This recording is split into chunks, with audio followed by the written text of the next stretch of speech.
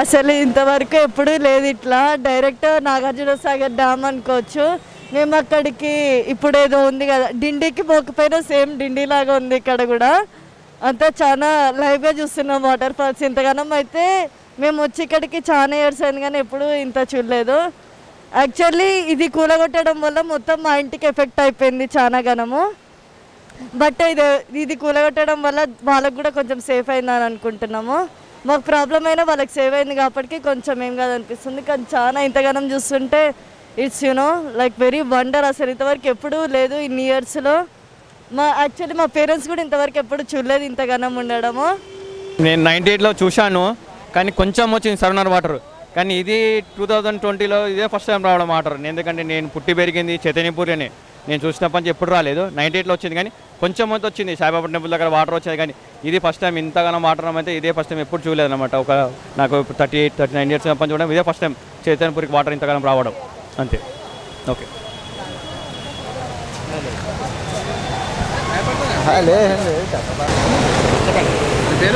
అరవింద్ రెడ్డి ఇక్కడే చైతన్యపురి. నిన్న పడ్డ వర్షానికి విపరీతమైన వర్షం 24 గంటల వానకి చైతన్యపురి దిల్షునగర్ మెయిన్ రోడ్డు పైన విపరీతమైన వరద. దాంతో విజయవాడ వెళ్ళాల్సిన బస్సులు కానీ మిగతా ఏదైనా కూడా మొత్తం జామ్ అయిపోయింది. చాలామంది ప్రజలు చాలా ఇబ్బందులు పడుతున్నారు. లోతట్టు ప్రాంతాలు చాలా మునిగిపోయినాయి. వీటిని గవర్నమెంట్ తొందరగా వాళ్ళకి ఏదైనా పునరావాసం కల్పిస్తే బాగుంటుందని కోరుతున్నాం.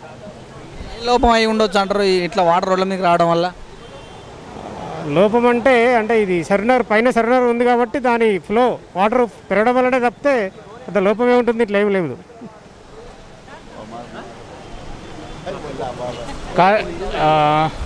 గత 2-3 రోజుల నుంచి వర్షం మూలంగా చైతన్యపూర్ డివిజన్ గడ్డేనారాయణ డివిజన్ వల్ల ఇది చాలా ప్రాబ్లం అవుతుంది.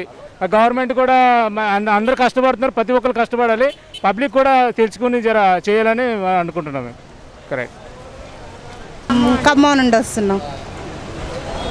బస్సులో ఇప్పుడే చాలా సేపు అవుతుందండి రాబట్టి. మేము బస్సు ట్రాఫిక్ వల్ల అక్కడ ఆగిపోయింది. బ్రిడ్జి కూలింది. అక్కడ చాలాసేపు ఆగినాం. అది కూలింది బ్రిడ్జి. అక్కడ చాలాసేపు బస్సులోనే వెయిటింగ్ చేసినామండి.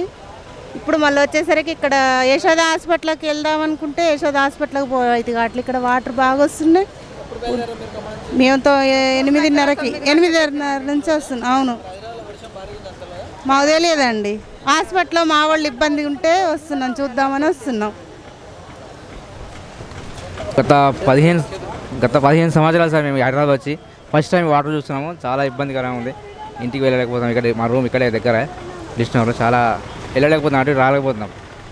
చాలా అమ్మా సీరియస్ ఉందన్న. దహన కొనవాలి.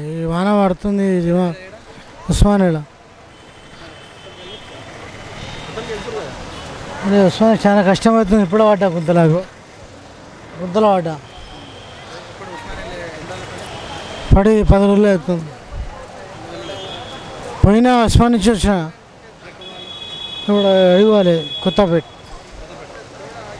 ఆడిన మా ఇల్లు ప్రాబ్లం ఉంది. కాచిగూడ పోవాలండి. సూర్యాపేట నుంచి వస్తున్నాం. సూర్యాపేట వర్షం ఉందని తెలుసు కానీ ఇంత ఉన్నదని తెలియదు సార్. మాకు ఇంత ఉన్నదని తెలియదు. మాకు ఇంత ట్రాఫిక్ ఉందంటే మేము ఇవాళ ఉండి రేపే వచ్చేవాళ్ళం. మాకు తెలియకుండా వచ్చినాం మేము. కాచిగూడ స్టేషన్కి వెళ్ళాలి. నీళ్ళు చాలా బాగా ఇదవుతున్నాయి. చాలా ప్రాబ్లం ఉన్నాయి. అంతా ఇక్కడ బస్సు వాళ్ళందరికీ చాలా प्रॉब्लम्स है अंत दानी वल्ल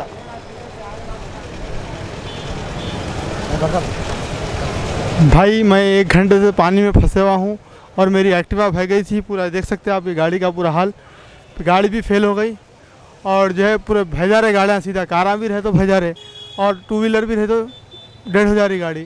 बड़ी मुश्किल से आया मैं यहाँ तक और वापस नहीं जा सकता हूँ। बहुत सिटी का हाल बहुत बुरा है। कोई लीडर नहीं आ रहा, कोई कारपोरेटर नहीं आ रहा है पर मदद को देखने का हाल है। पूरे रोडां टूट गए, पूरे रोडां टूट गए, यहाँ तक कि ब्रिजां टूट गए नीचे के फुटपाटा।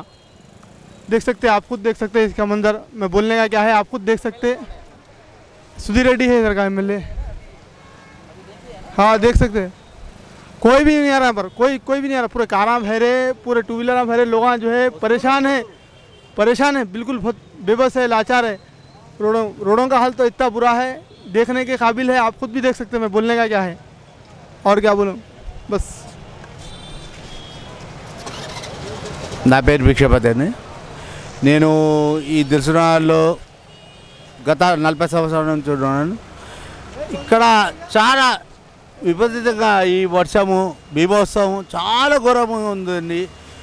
ప్రజలు నడవాలంటే చాలా బాధగా ఉంది, ఒక అడుగు వేయాలంటే కూడా బాధ ఉంది. అలాంటిది ఈ వర్షము గండిపేట కానీ, ఉసద్ సాగర్ కానీ, ఇంకా వగేరా వగేరా మీరు సరునగర్ కానీ ఇట్లా విడిచారు.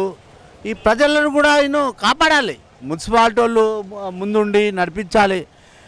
మరి అలా లేదు, ఏం లేదు, ఖాళీ వస్తున్నారు, నేతలు వస్తున్నారు, చూస్తున్నారు, వెళ్ళిపోతున్నారు. అరే నాకేమి, అరే చేస్తాము, ఇది చేస్తాము, అది చేస్తామని చెప్తున్నారు. కానీ తప్పు అది.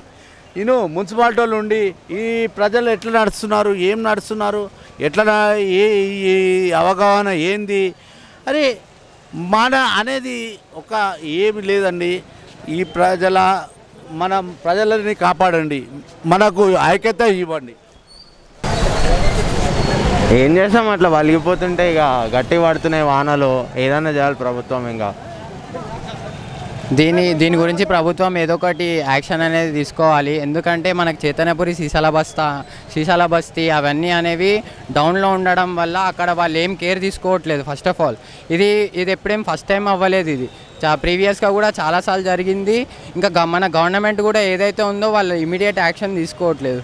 వాళ్ళు అప్పుడేదో ముందే యాక్షన్ తీసుకొని ఉంటే ఇంత పెద్ద ఇష్యూ అయ్యేది కాదు, ఇంత ప్రాబ్లం వచ్చేది కూడా కాదు. సో మేము గవర్నమెంట్కి ఏం చెప్పాలనుకుంటున్నామంటే ఇట్లాంటి ఏదైనా ఉంటే ముందుగానే వాళ్ళ యాక్షన్, ఎందుకంటే ముందే జియో అనేది పాస్ అయింది మనకి 12, 13, 14 హెవీ రెయిన్ ఉన్నప్పుడు. అట్లాంటప్పుడు అక్కడ ఉన్న వాళ్ళు ఎవరైతే ఉంటారో వాళ్ళని ఖాళీ చేయించి ఎక్కడికైనా పంపించాలి. సో అది కూడా జరగలేదు. అక్కడ చాలామంది పబ్లిక్ అనేవాళ్ళు అక్కడనే జామ్ అయిపోయారు. సో గవర్నమెంట్ ఏదైతే ఉందో ఇది ముందుగానే వాళ్ళు రెక్టిఫై చేసుకుంటే మంచిగా ఉంటుందని మేము చెప్తున్నాం. Thank you.